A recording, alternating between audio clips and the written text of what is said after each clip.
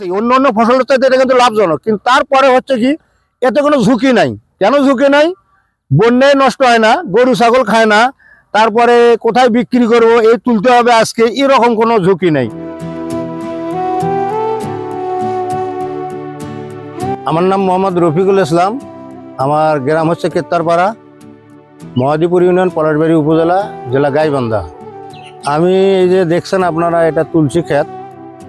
এই তুলসী ক্ষেতের এটা একটা ওষুধি ফসল, এর পাশাপাশি বাসক আছে, কালো মেঘ আছে, অশ্বগন্ধা আছে। এই চারটে ফসল নিয়ে আমরা কাজ করি। তো এইটা যখন নিয়ে আমরা কাজ শুরু করব, তখন এখানে সুইজারল্যান্ড সরকার একটা প্রকল্প চলতেছিল, আইসি লিপ প্রকল্প। এটা 2004 সালে। তখন আমরা ওখানে ট্রেনিং পাই। ট্রেনিং পাওয়ার পরে আমাদেরকে একটা উপাধি দেওয়া হয়, এলএসপি, মানে আমরা লোকাল সার্ভিস প্রোভাইডার। তা আমার উপাধিটা দেওয়া হয়েছিল যে মেডিসিন প্ল্যান এলএসপি। এই মেডিসিন প্ল্যান এলএসপি উপাধি দিয়ে এই গাছপালা নিয়ে তারা আমাদের এই কাজটা এখানে আমাদের শুরু করাইছিল।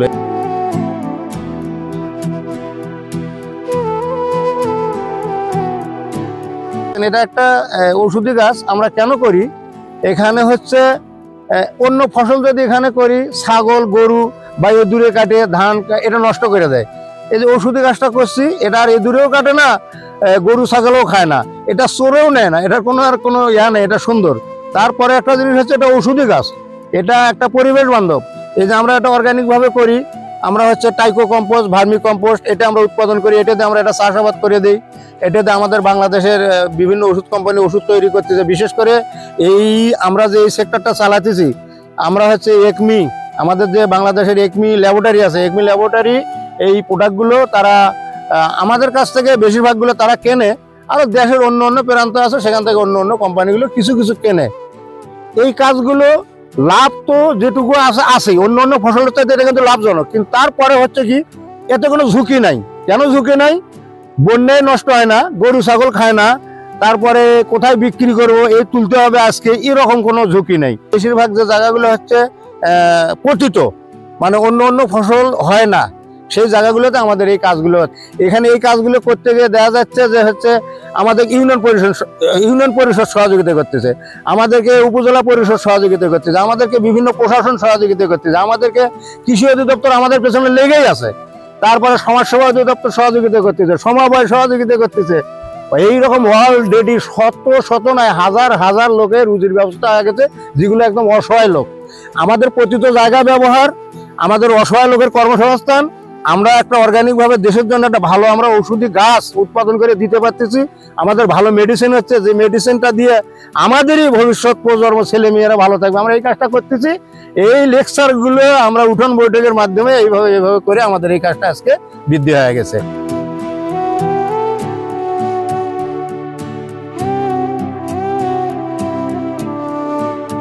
তুলসীর তো যখন আমরা প্রথমে একটু বীজ পাচ্ছিলাম, সেই বীজটা দিয়ে শুরু করছিলাম।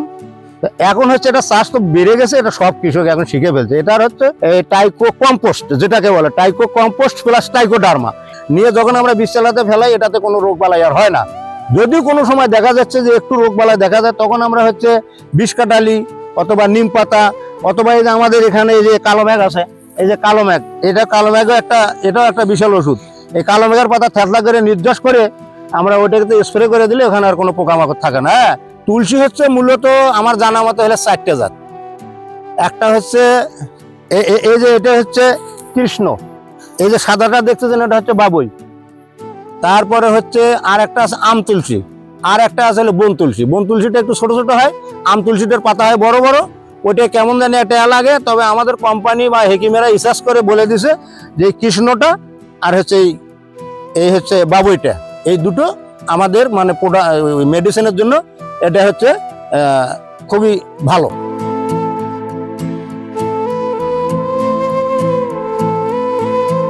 উৎপাদন বেশি মূলত এই বাবুই তুলসীটার পাতাটা বেশি হয়, হ্যাঁ।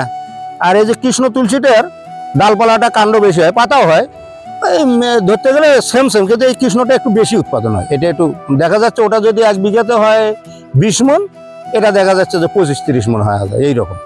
অনেক লোক হচ্ছে এই তুলসী পাতা দিয়ে চা খায়, হ্যাঁ।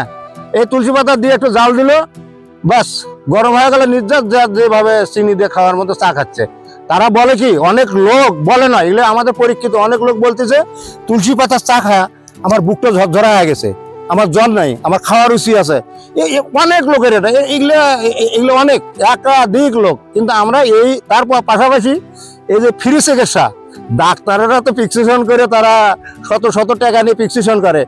আর আমি রফিক মেডিসিন প্ল্যান LSP, আমি যে কোনো প্রোগ্রামে কথা বলতে গেলে আমি আগে একটা ফ্রি চিকিৎসা দিই, যে আপনারা তুলসী পাতার চা খান, হ্যাঁ আপনারা হচ্ছে যে বাসক পাতার চা খান, সর্দি কাশি লাগলে এটা খান, তারপর আমলকি হতে কি বয়রা ঘোটা ভিজেতে রাত্রিবেলা, ভিজেতে সকালবেলা খান। আপনার কৃমি আছে এই যে কালো মেঘ, এই কালো মেঘের দ্বারা ভিজেতে আপনি সকালবেলা খান, কৃমি থাকবে না। এগুলো রহ লোক ভালো হয়ে গেছে, এই চিকিৎসাটা আমি দিয়ে থাকি। এটা উঠানোর পরে আমাদের কোম্পানি এটা 50 টাকা কেজি নেয়। মানে কাণ্ড একে শিকড় সহ ধুয়ে ভালো করে পরিষ্কার করে কাটে, ছোট ছোট করে কাটে শুকিয়ে দিলে।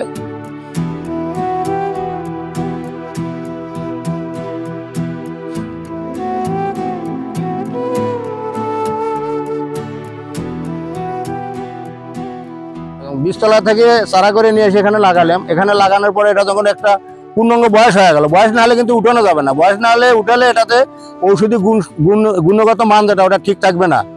তার কারণে এটা একটা বয়স আছে। তুলসী কমপক্ষে 4 মাস বয়স হতে হবে, কালো মেঘ কমপক্ষে 6 মাস বয়স হতে হবে।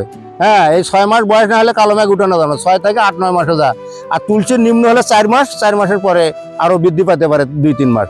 কিন্তু এটা যখন এরকম একটা বয়সের পরিপক্ক হয়ে গেল, তখন আমরা এটা উঠে নিয়ে যাই। হ্যাঁ, উঠে নিয়ে যায় আমাদের হচ্ছে এই কৃষকেরা যার যে ভালো জায়গা আছে ওখানে তিরপল বিছে, কেউ কাগজ বিছে নিয়ে যায়, এটা সুন্দরভাবে পরিষ্কার করে এইগুলো কাটে ফেলে দিয়ে, হ্যাঁ পরিষ্কার করে ওই মানে হালকা রোদ, একদম করকরা রোদে দেওয়া যাবে না। করকরা রোদে দিলে আমরা একটা প্রশিক্ষণে পাচ্ছি, করকরা রোদে দিলে সেখানে আর ঔষধি গুণগত মানটা কমে যায়।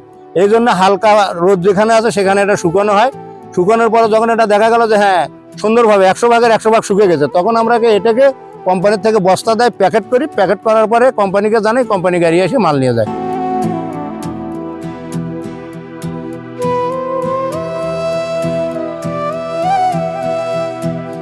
আইডিয়াটা পাচ্ছি হচ্ছে আমাদের বললাম না যে আমাদের হেলবেটাস কাজ করতো, সুইজারল্যান্ড সরকার যে প্রকল্প, ওখান থেকে তারাই আমাদেরকে এই কৃষকগুলো নিয়ে তারা ট্রেনিং করাইছে যে ঔষধি গাছ চাষ করেন, সার উৎপাদন করেন, তারপরে ছাগল বিভিন্ন এগুলোকে উন্নতভাবে চাষাবাদ করা যায়। ওইখান থেকে তারা ট্রেনিং দিয়ে এই কোম্পানির সাথে অ্যাড করে আমাদেরকে ছাড়িয়ে দিয়েছে।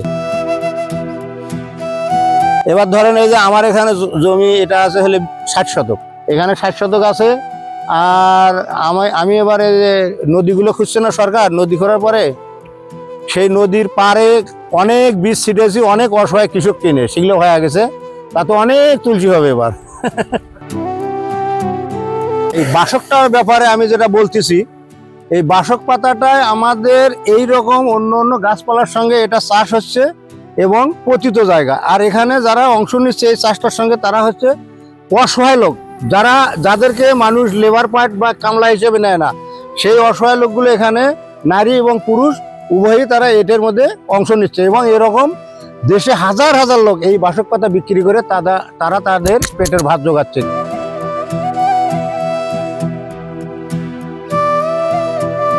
আমার এখানে যদি কেউ নিতে আসে, তাকে হয়তো আমার ফোন নাম্বারে যোগাযোগ করে আসতে হবে, অথবা পলাশবাড়ির থেকে দোকানঘর এবং গাইবান্ধা থেকে দোকানঘর, কেত্তারপাড়া দোকানঘর, ঢোলভাঙ্গার একটু পশ্চিম পাশে, পলাশবাড়ি থেকে 5 কিলোমিটার আসে আমার হচ্ছে কালেকশন পয়েন্ট, একদম পলাশবাড়ি এবং গাইবান্ধা যে হাইওয়ে রোডের আছে ওদের সঙ্গে। আমার ফোন নাম্বার হচ্ছে 01750307593।